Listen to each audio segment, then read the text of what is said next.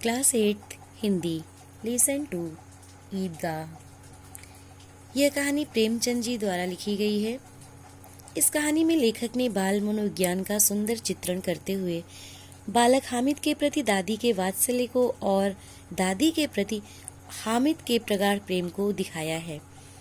तो देखिए, रमजान के पूरे 30 रोजों के बाद आज ईद आई है। कितना मनोहर, कितना सुहावना प्रभात है। वृक्षों पर कुछ अजीब हरियाली है, खेतों में कुछ अजीब रौनक है, आसमान पर कुछ अजीब लालिमा है। आज का सूर्य देखो, कितना प्यारा, कितना शीतल है, मानो संसार को ईद की बधाई दे रहा है। गांव में कितनी हलचल है, ईदगाह जाने की तैयारियां हो रही हैं। किसी के कुर्ते में बटन नहीं है, पड़ोस के घर में सुई धागा लेने दौड़ा जा रहा है।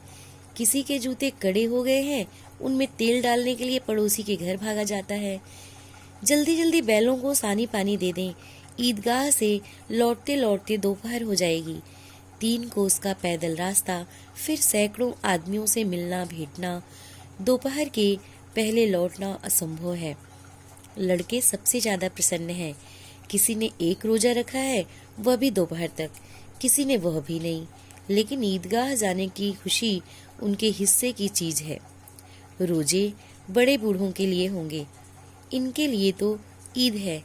रोज ईद का नाम रटते थे, आज वह आ गई। अब जल्दी पड़ी है कि लोग ईदगाह क्यों नहीं चलते।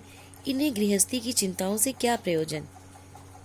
सिवैयों के लिए दूध और शक्कर घर में है या नहीं, इनकी वजह से उनको इससे क्या मतलब। ये तो सिवैयां खाएंगे।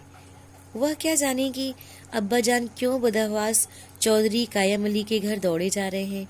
उन्हें क्या खबर कि चौधरी आज आंखें बदल ले या तो यह सारी ईद मुहर्रम हो जाए। उनकी अपनी जेबों में तो कुबेर का धन भरा हुआ है। बार बार जेब से अपना खजाना निकाल कर गिनते हैं और खुश होकर फिर रख लेते हैं। महमूद गिनता है 1 2 10 12। उसके पास 12 पैसे हैं। मोहसिन के पास 1 2 3 8 9 15 पैसे हैं। इन्हीं अनगिनत पैसों में अनगिनत चीजें लाएंगे, खिलौने, मिठाइयाँ, बिगुल, गेंद और ना जाने क्या क्या। और सबसे ज्यादा प्रसन्न है हामिद।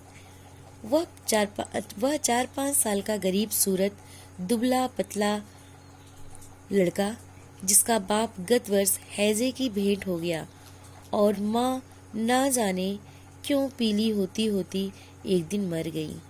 किसी को पता ना चला क्या बीमारी है। कहती भी तो कौन सुनने वाला था। दिल पर जो कुछ बीतती थी वह दिल में ही सहती थी, और जब ना सहा गया तो संसार से विदा हो गई। अब हामिद अपनी बूढ़ी दादी अमीना की गोद में सोता है और उतना ही प्रसन्न है। उसके अब्बा जान रुपए कमाने गए हैं, बहुत सी थैलियां लेकर आएंगे। अम्मी जान अल्लाह मियाँ के घर से उसके लिए बड़ी बड़ी चीजें लाने गई हैं, इसलिए हामिद प्रसन्न है। और फिर बच्चों की आशा, उनकी कल्पना तो राई का पर्वत बना लेती है। हामिद के पाँव में जूते नहीं हैं, सिर पर एक पुरानी धुरानी टोपी है जिसका गोट काला पड़ गया है, फिर भी वह प्रसन्न है। जब उसके अब्बाजान थैलियां और अम्मी जान नियामतें लेकर आएंगी तो वह दिल के अरमान निकाल लेगा। तब देखेगा महमूद, मोहसिन, नूरे और सम्मी कहाँ से उतने पैसे निकालेंगे।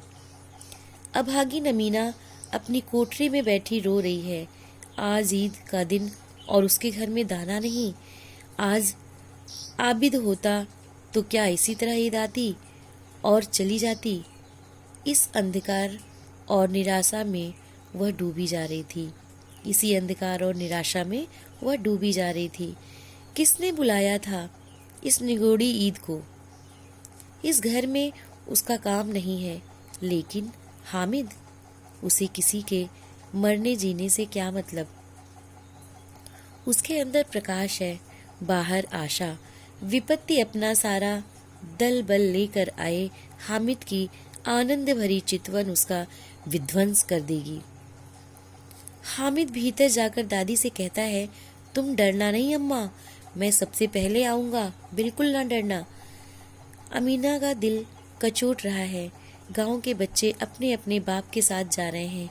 हामिद का बाप अमीना के सिवा और कौन है? उसे कैसे अकेले मेले में जाने दें? उसे भीड़ भाड़ में बच्चा कहीं खो जाए तो क्या हो? नहीं, अमीना उसे यूं न जाने देगी। नन्ही सी जान 3 कोस चलेगा कैसे? पैर में छाले पड़ जाएंगे, जूते भी तो नहीं है। वह थोड़ी थोड़ी दूर पर उसे गोद ले लेगी, लेकिन यहाँ तो घंटों चीजें जमा करते लगेंगे। मांगे ही का तो भरोसा ठहरा। उस दिन फहीमन के कपड़े सिए थे, 8 आने पैसे मिले थे। उस अठन्नी को ईमान की तरह बचाती चली आई थी इसी ईद के लिए।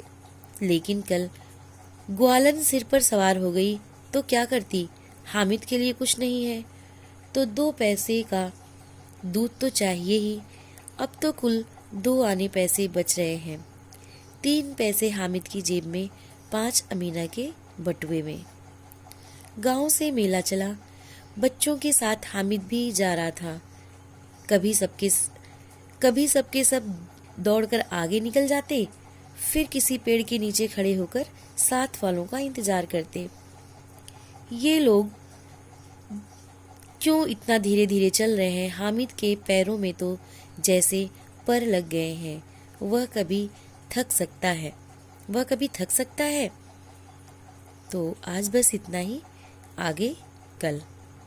Thank you.